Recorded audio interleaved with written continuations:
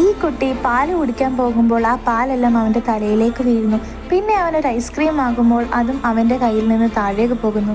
പരീക്ഷയിൽ ചോദ്യം കാണുമ്പോൾ അവൻ ആത്മവിശ്വാസത്തോടെ 3 എഴുതുന്നു. പക്ഷേ അവന് 0 മാർക്ക് കിട്ടുമ്പോൾ ഇതറിഞ്ഞ് അവൻ്റെ അച്ഛൻ അവനെ കഠിനമായി ശ്വാസിക്കുന്നു. പക്ഷേ അവൻ ആത്മവിശ്വാസത്തോടു കൂടി ആ പേപ്പർ നായ്ക്കൾക്ക് എറിഞ്ഞു കൊടുക്കുന്നു.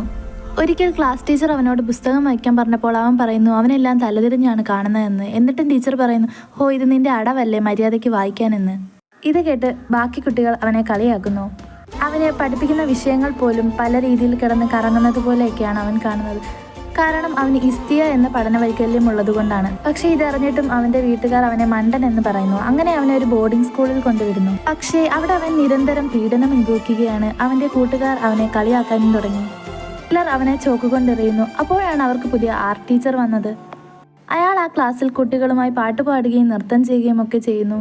കുട്ടികൾക്ക് എല്ലാവർക്കും അയാളെ ഇഷ്ടപ്പെടുന്നു. ഒരിക്കൽ ഒരു ശൂന്യമായ പേപ്പർ കൊടുത്തിട്ട് എല്ലാവരോടും ചിത്രം വരയ്ക്കാൻ പറയുന്നു. പക്ഷെ ആ കുട്ടി മാത്രം വരച്ചില്ല. ആ കുട്ടി അയാളുടെ ശ്രദ്ധയിൽപ്പെടുന്നു. അയാൾ ഒന്നും പറയാതെ അവനെ ആശ്വസിപ്പിച്ച് വിട്ടു. പിറ്റേ ദിവസം മറ്റു കുട്ടികളുമായി സംസാരിച്ചപ്പോഴാണ് അയാൾക്ക് മനസ്സിലാവുന്നത് അവൻ ഈ പഠന വൈകല്യമുള്ള കാര്യം. പിറ്റേന്ന് അയാൾ ക്ലാസ്സിൽ ഒരു കഥ പറയാൻ തുടങ്ങുന്നു. ഒരു കുട്ടി പുസ്തകങ്ങൾ വലിച്ചു കീറുകയും പെൻസിലുകൾ പൊട്ടിക്കുകയും ചെയ്തിരുന്നു. അധ്യാപകരും കുട്ടികളും അവനെ വെറുത്തിരുന്നു.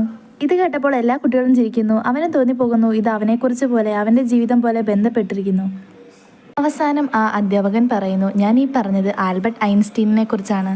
അയാൾ പറയുന്നു, ചിലർ ലോകത്ത് വ്യത്യസ്തരായിരിക്കാം, പക്ഷേ അവരായിരിക്കും ആ കൂട്ടത്തിലെ മിടുക്കർ. അതിനുശേഷം അധ്യാപകൻ അവനെ വരയ്ക്കാനും എഴുതാനും പഠിപ്പിക്കുന്നു. പതിയെ ആ കുട്ടി വരയ്ക്കാനും എഴുതാനും അക്ഷരങ്ങളും ഒക്കെ പഠിച്ചു തുടങ്ങി. ആ അധ്യാപകൻ അവനെ ചിത്രരചനാ മത്സരത്തിലേക്ക് ശുപാർശ ചെയ്യുകയും അവൻ അതിൽ 1ാം സ്ഥാനം കരസ്ഥമാക്കുകയും ചെയ്തു. ഇതറിഞ്ഞതും സന്തോഷം കൊണ്ട് ആ കുട്ടി ഓടിയത് ആ അധ്യാപകനെ കെട്ടിപ്പിടിക്കാൻ വേണ്ടിയാണ്. അയാളാണ് ആ കുട്ടിയുടെ ജീവിതം